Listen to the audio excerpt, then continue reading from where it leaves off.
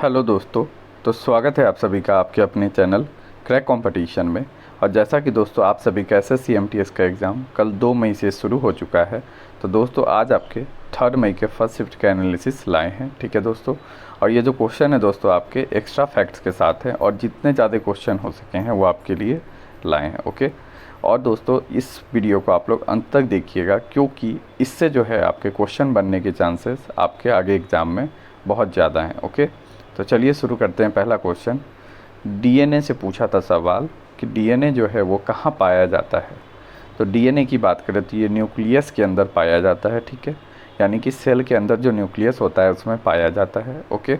अब डीएनए की बात करें तो इसका फुल फॉर्म आप पूछ सकता है आपसे, तो डीऑक्सी राइबो न्यूक्लिक एसिड जो है इसका फुल फॉर्म है। ओके। बात करें आरएनए की, तो आरएनए का जो है आपका ये कोशिका के अंदर ये भी केंद्रक में पाया जाता है या फिर ये साइटोप्लाज्म में भी पाया जाता है। ओके। तो अगर इसकी फुल फॉर्म की बात हम लोग देख ले आरएनए की, तो इसका फुल फॉर्म हो जाएगा दोस्तों आपका राइबो न्यूक्लिक एसिड। ओके, ध्यान रखिएगा, राइबो न्यूक्लिक एसिड। बात करें नेक्स्ट क्वेश्चन पूछा था कि हाईकोर्ट की स्थापना जो है भारत में कब हुई थी। ये बताइएगा दोस्तों ये आया था या नहीं। ठीक है। और साथ ही साथ आप लोग सभी ये बताइए कि आपका अटेम्प्ट क्या रहा है एग्ज़ाम में। ओके। ठीक है। मैथ और रीजनिंग जो है उसमें तो आपका अटेम्प्ट जो होगा वो पूरा में पूरा होगा, क्योंकि उसमें तो नेगेटिव मार्किंग है नहीं आपका। लेकिन इंग्लिश और आपका जीके जो कि आपका कुल 50 क्वेश्चन है, तो दोस्तों इसमें आप लोग बताइए कि आपने अटेम्प्ट क्या लिया है। बात करें हाईकोर्ट की स्थापना, तो ये 1862 में हुई थी।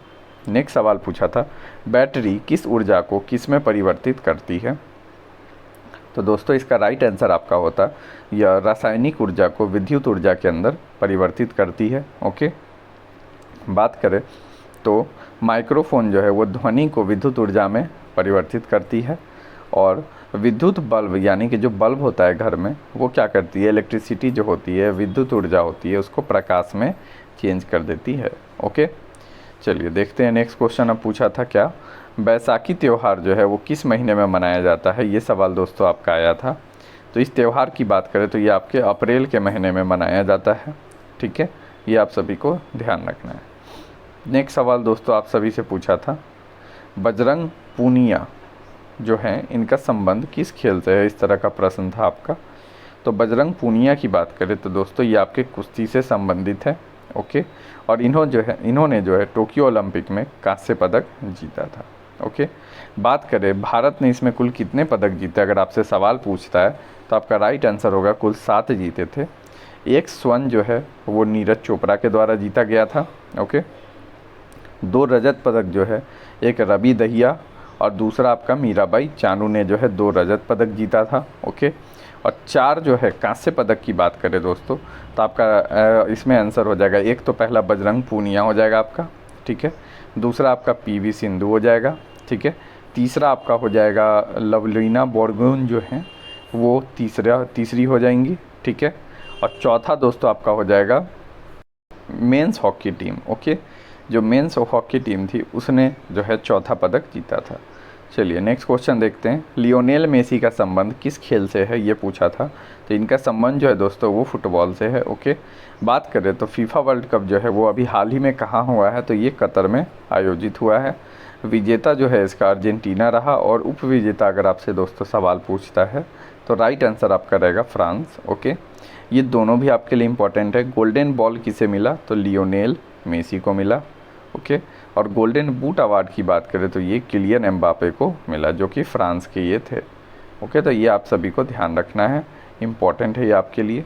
नेक्स्ट है ड्रीम्स ऑफ माय फादर पुस्तक के लेखक कौन है। तो ड्रीम्स ऑफ माय फादर पुस्तक की बात करें तो इसके लेखक आपके बराक ओबामा आपका करेक्ट आंसर रहता। बात करें the race of my life जो कि आपके एग्ज़ाम में पूछा गया था दोस्तों कल, मिल्खा सिंह है। ठीक है। प्लेइंग इट माई वे अगर आपसे पूछता है, क्योंकि पूछ रहा है पुस्तक के बारे में तो ज़रूर पूछेगा, तो राइट आंसर होगा आपका सचिन तेंदुलकर।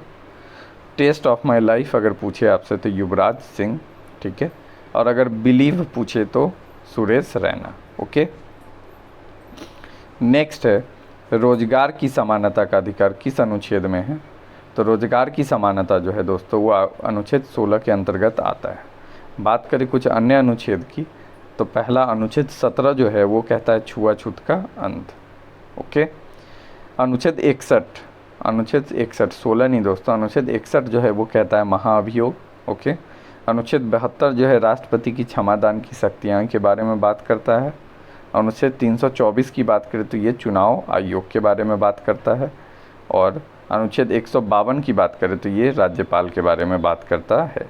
ओके, तो ये आप सभी को ध्यान रखना है, ठीक है। तो चलिए बढ़ते हैं नेक्स्ट क्वेश्चन पे। गियासुद्दीन तुगलक के बाद गद्दी पर कौन बैठा था? तो गियासुद्दीन तुगलक जो है उसके बाद मोहम्मद बिन तुगलक जो है वो इसके गद्दी पर बैठा था। ओके, ये आप सभी को ध्यान रखना है।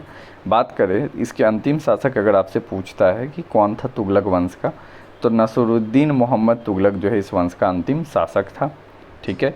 अगर हम लोग बात करें दिल्ली सल्तनत का जो है क्रम क्या था दोस्तों, तो पहला आपका हो जाता है स्लेव डायनेस्टी, ठीक है, जो कि आप सभी को पता है, गुलाम वंश। दूसरा आपका हो जाएगा खिलजी वंश, ठीक है। तीसरा आपका जो है तुगलक, वो आपका हो जाएगा। तुगलक के बाद आपका आता है सैयद वंश, और सैयद के बाद आखिरी में आता है लोदी वंश। ओके, तो ये आप सभी को ये क्रम याद रखना है। नेक्स्ट है मोहम्मद बिन तुगलक जो हैं, इनको हम लोग रक्त पिपासु भी कहते हैं, तो ये भी बहुत इंपॉर्टेंट है दोस्तों, ये आप सभी को ध्यान रखना। साथ ही साथ दोस्तों वीडियो में आगे बढ़ने से पहले अगर अभी तक आपने इस वीडियो को लाइक नहीं किया है तो इस वीडियो को लाइक कर दे और अपने दोस्तों के बीच शेयर कर दे, ताकि सभी के पास ये एनालिसिस वीडियो पहुंच पाए। और दोस्तों अगर आप इस चैनल पर नए हों और आप सारी ही एग्ज़ाम के एनालिसिस वीडियो देखना चाहते हो तो आप इस चैनल को सब्सक्राइब कर लें, ताकि आपको इस चैनल से जुड़ी हर अपडेट्स मिलते रहें। ओके, तो चलिए देखते हैं नेक्स्ट क्वेश्चन। सुग्गी नृत्य किस राज्य से संबंधित है? तो सुग्गी नृत्य की बात करें दोस्तों तो ये कर्नाटक से आपका संबंधित है। कुछ अन्य नृत्य की बात अगर हम लोग कर ले तो लूर नृत्य जो कि हरियाणा का है। अगर गणगौर त्यौहार पूछे तो ये राजस्थान का है। ओके, अगर आपसे धनु यात्रा पूछे तो ये आपका उड़ीसा का है। और अगर आपसे पूछता है कथक तो ये आपका उत्तर प्रदेश वाले एरिया का है। तो ये आप सभी को ये सारा चीज़ ध्यान रखना है। नेक्स्ट है 2011 की जनगणना के अनुसार सबसे कम लिंगानुपात वाला केंद्र शासित प्रदेश कौन सा है? तो सबसे कम लिंगानुपात की बात करें तो दोस्तों केंद्र शासित प्रदेश में आपका लक्षद्वीप हो जाएगा। बात करें इसके कुछ और इम्पोर्टेंस जनगणना से रिलेटेड क्वेश्चन, तो सबसे पहला है सबसे अधिक जनसंख्या घनत्व पूछे तो बिहार। सबसे कम अगर पूछे जनसंख्या घनत्व तो अरुणाचल प्रदेश। सबसे अधिक जनसंख्या की पूछे अगर आपसे सवाल तो ये आपका हो जाएगा उत्तर प्रदेश। और सबसे अधिक साक्षरता दर की बात करें दोस्तों तो ये आपका हो जाएगा केरल। ओके, चलिए देखते हैं नेक्स्ट क्वेश्चन। रामप्पा मंदिर किस भगवान को समर्पित है? मोहिनी अट्टम की बात करें तो ये नृत्य जो है दोस्तों आपके भगवान विष्णु को समर्पित है।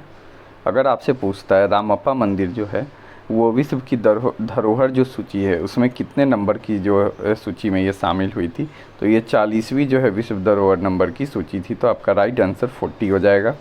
अगर आपसे पूछता है दोस्तों भीमबेटका की गुफाएं कहाँ हैं, तो ये भी आप सभी को ध्यान रखना है, मध्य प्रदेश के अंदर है। और अगर पूछे आपसे कामाख्या देवी मंदिर के बारे में तो दोस्तों इसका राइट आंसर रहेगा ये असम के अंदर है। साथ ही साथ दोस्तों अगर आप इस वीडियो की PDF चाहते हो तो आप हमारे डिस्क्रिप्शन में दिए गए जो टेलीग्राम लिंक है उसको ज्वाइन करके PDF डाउनलोड कर सकते हो। ओके, तो चलिए देखते हैं नेक्स्ट क्वेश्चन। राष्ट्रपति का निर्वाचन में कौन कौन भाग लेते हैं? तो राष्ट्रपति के निर्वाचन में बात करें तो लोकसभा और राज्यसभा के सदस्य और विधानसभा के जो सदस्य हैं वो इसके अंदर भाग लेते हैं। राष्ट्रपति के बारे में और अगर कुछ बातें करें तो पहला ये है, वर्तमान में राष्ट्रपति द्रौपदी मुर्मू जो है वो 15वें नंबर की राष्ट्रपति है। तो ये आपका एक क्वेश्चन है। दूसरा, महाअभियोग राष्ट्रपति पर किस अनुच्छेद के तहत लगाया जाता है? तो 61 के तहत। क्षमादान की शक्तियाँ अगर आपसे पूछता है तो आपका राइट आंसर होगा अनुच्छेद 72। और अगर पूछे सबसे पहली महिला राष्ट्रपति कौन थी तो प्रतिभा पाटिल देवी। ठीक है, तो चलिए बढ़ते हैं नेक्स्ट क्वेश्चन पे। मेगास्थनीज किसके शासनकाल में भारत आया था? तो मेगास्थनीज की बात करें दोस्तों तो ये चंद्रगुप्त मौर्य के शासनकाल में आया था। आपका राइट आंसर चंद्रगुप्त मौर्य होता। अगर आपसे आगे सवाल पूछता है एग्जाम में कि मेगास्थनीज ने कौन सी पुस्तक लिखी, तो इन्होंने मेगास्थनीज इंडिका नामक पुस्तक लिखी थी।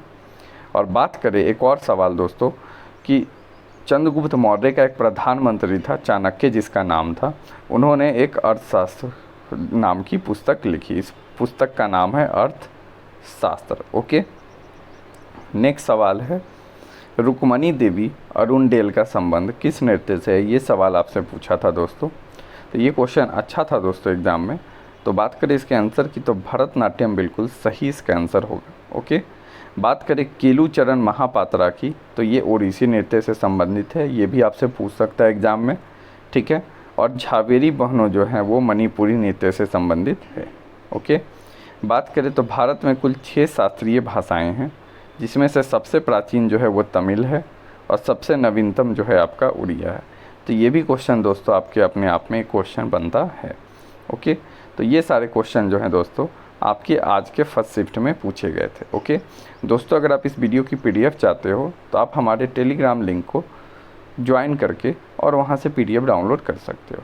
और दोस्तों, अगर आपको ये वीडियो अच्छा लगा हो यहाँ तक, तो इस वीडियो को लाइक कर दे और अपने दोस्तों के बीच ज़्यादा से ज़्यादा शेयर करें, ताकि जिनका भी आने वाले शिफ्टों में एग्ज़ाम है वो इससे अपनी तैयारी कर सकें।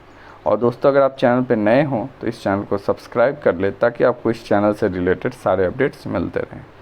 Thank you.